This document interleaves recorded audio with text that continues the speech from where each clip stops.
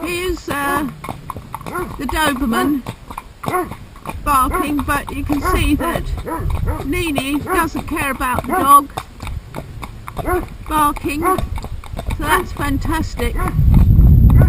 It's good to have a dog doing that. Right, we're going to have another little trot. If you stay in the middle of the road, it's less slippery.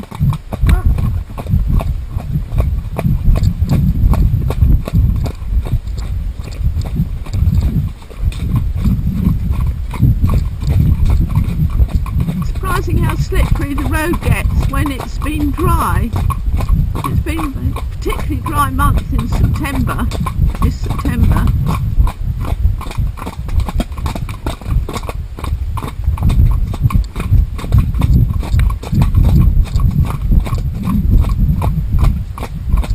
Nini says, oh, it's quite an effort to trot up here.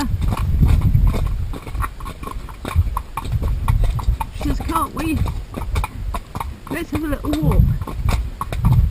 Come on, Nini, you can do it.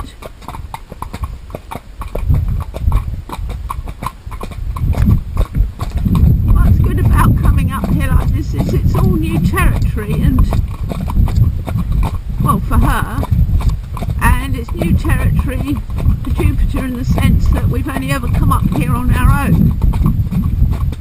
And we came out once up here on Gabs's first ride on Josie, but she was 100 miles ahead, with her head up in the air, going sideways, and poor Jupiter, he could barely cope with that. That was quite a difficult ride for him, but he did cope. But it's not the kind of ride that I'd like to do on him every day.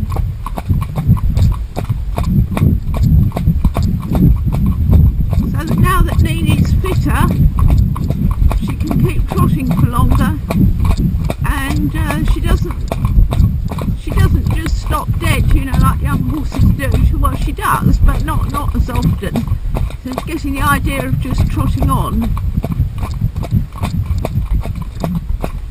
and she is beginning to get a lot straighter.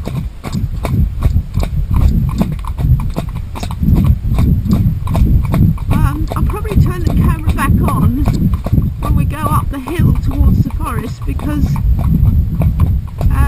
we know that horses, whether they're used to it or not, find that particular bit quite spooky, and there's sheep hiding in fences and that lying down and all sorts of things, so probably be worth keeping the camera on for that. This is the hill that I was talking about, the hill that comes up to the forest, where historically all of us, when we're doing this solo hacking, are used to running into difficulties up here, many more difficulties than we're going to get with her from Nini. I don't know why.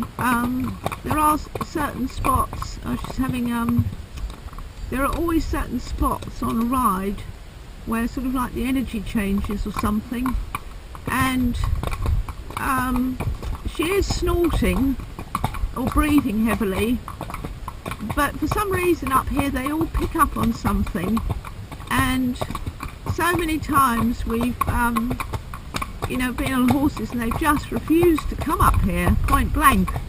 I know that I'm here with Nini, but I also know that if I wasn't here she would still come up. Young as she is and inexperienced as she is, because she's not so affected by these things as other horses that we've worked with who are older and have come with, in, you know, bits of baggage. I mean, Nini doesn't have any baggage. She has her own collection of fears, but she's always had a positive experience with us. Every day we've tried to make it a positive experience, and we wouldn't come up here if I didn't feel she was ready to come up here. So this is a bit of a milestone for her. but in many ways it's easier than going through the village because we see so little traffic. So we couldn't get her used to traffic with this route, but also it is, you know, true off-road riding once we come off this lane. We've got the mule. So we'll just pull into this gateway. I'll go to that one. That's it. She's actually quite good with this mule. I met it last time.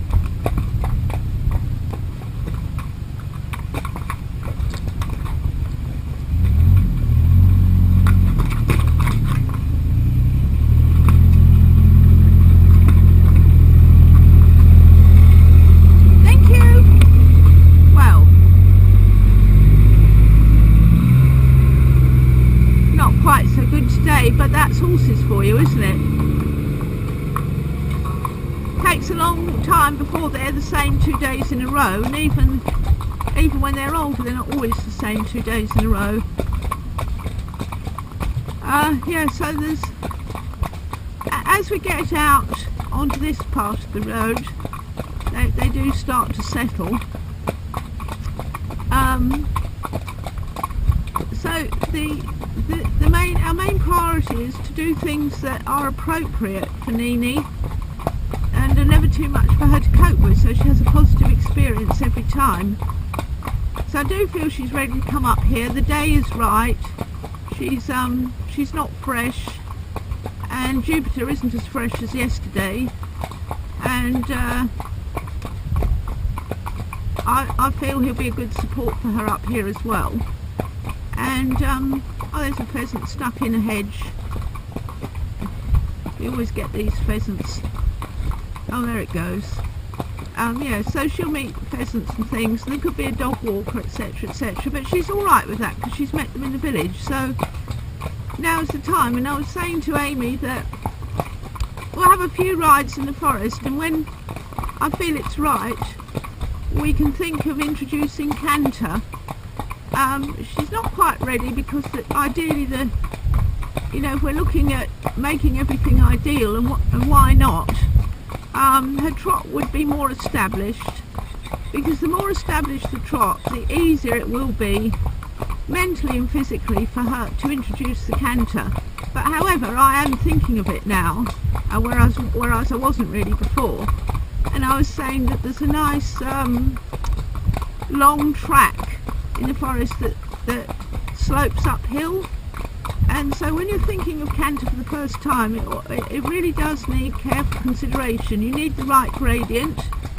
I mean, flat is okay, but ideally a gradient that goes up a hill, because then it sort of naturally brings them a bit off beforehand, and they're not so inclined to rush off because it is uphill. And yeah, so it's got lots of advantages that way, and it's a long enough track.